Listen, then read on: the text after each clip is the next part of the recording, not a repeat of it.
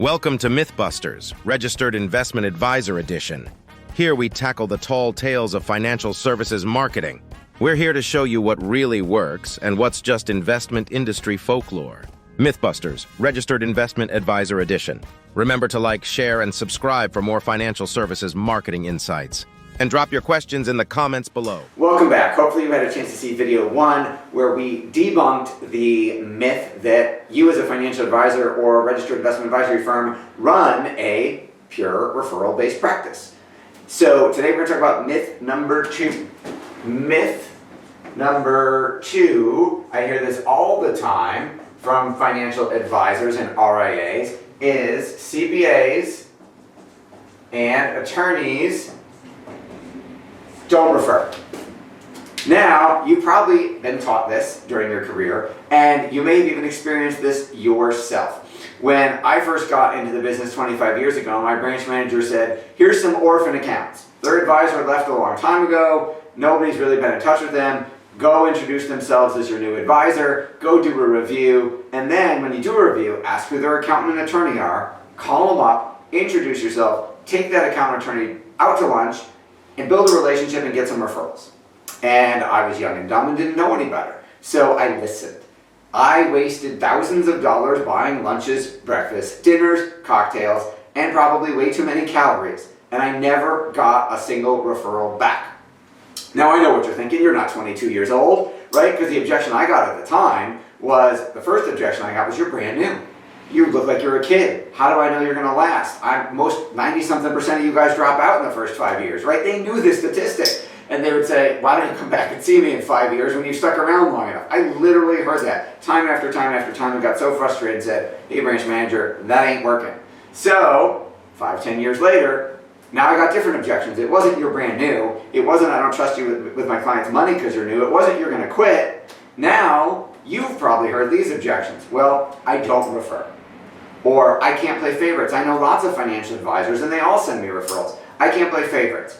First of all, that's bogus, right? If Bob is the accountant and Bob refers his client Jim to me, how is Mark, the other financial advisor he knows, going to find out that Bob sent me a referral? I don't know Mark. I'm not going to tell him that I got a referral from the accountant he knows. We don't know each other. There's no way for the guy to find out. It's bogus. It's a smoke screen that they put up just to try and get out of that awkward conversation of, no, I'm not going to refer to you. Instead of just saying no, they make up excuses. Now, it turns out it's not true. So here's what happened. And I interviewed over 147 accountants and attorneys to find this out. Drove me crazy. I had to find the secret. So the secret is they have referred. And here's what happened. They referred a long time ago to some other advisor. And that other advisor dropped the ball, screwed it up in some way, made it so that the client that got referred was mad at the accountant or the attorney for the introduction.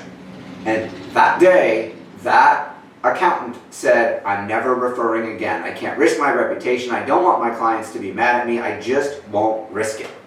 Accountants and attorneys, no offense if any of you are watching, but they're paranoid by nature, right? They're risk averse. It's part of their job. It's just part of who that personality a lot of times is attracted to those professions. Not for that reason, that's a whole nother story. But if you think about it, that accountant or attorney, it's like they had a bad breakup with an ex. And then they swore off dating again, right? So they swore they would never refer again, and then you come along asking for referrals. Now, here's the problem when you ask for referrals. You've got your hand out. You want their client. It's all about you. It doesn't add any value for the accountant or attorney in their eyes for them to refer to you. Their client's happy with them now. Their client either has an existing financial advisor or doesn't have one and isn't complaining about the fact that they don't have one. So why would that accountant or attorney stick their neck out and risk that relationship and their reputation to refer to you when they don't really get anything out of it? Now, I know what you're going to say. There are programs in our industry, and I won't name names because I know you know who they are, and I've actually done some consulting for some of them, where the whole premise, they promise to get you referral relationships with accountants and attorneys. And the premise of their programs is we're going to help convince the accountant or attorney to get securities or insurance license so that you can share fees with them. And the reason why they're going to refer now is because they can make money. They can get an override on the production. Except if you've tried that, you know how hard it is to actually get an accountant to say, or an attorney to say, sure, I'll take an insurance exam, I'll take the Series 7. Most accountants and attorneys I've talked to say, I swore after I passed the CPA exam or the bar exam, I would never take another test other than continuing education ever again. So you're telling them, look, let's build a relationship of trust and confidence and get licensed so we can share revenue. Is it possible? Does it work? Of course it works to a certain extent, otherwise those companies that teach you how to do that wouldn't be in business. However, does it work often? No.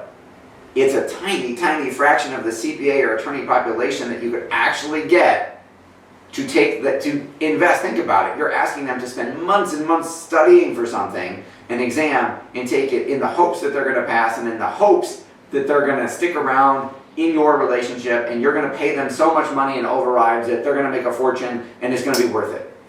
That's a big ask. That's like trying to go past getting married on a first date. You're talking about getting pregnant and having kids on a first date, which just doesn't happen. Shouldn't happen. So, how can I say that that's a myth then? If accountants and attorneys don't refer, and I'm saying that's a myth that's not true, because you haven't built a relationship in a way that adds value to the CPA and attorney. It can't be, I'll connect you to my multifamily office of experts. And it can't be, I'll send clients your way. It's got to be, the script has to be flipped upside down to the point where you're the golden goose laying the eggs. And the CPA or the attorney can't afford to make you mad, can't afford to piss you off, because the golden eggs that you're laying for them will dry right up. Stay tuned and we'll show you what that is all about and how you can actually get CPAs and attorneys to promote your practice to their clients every single week in another video. Thanks for watching Mythbusters Registered Investment Advisor Edition. Seth Green is the nation's foremost authority on direct response marketing for registered investment advisors. He is a 9-time best-selling author, a 3-time Dan Kennedy Magnetic Marketing Marketer of the Year nominee. Seth co-hosts the Sharkpreneur podcast with Shark Tank's Kevin Harrington. He is the CEO of a Inc. 5000 financial services marketing company and has been written about in Registered Rep, Insurance Newsnet, Forbes, Inc., and many more. Thanks for watching Mythbusters Registered Investment Advisor Edition. Remember to like, share, and subscribe for more financial services marketing insights, and drop your questions in the comments.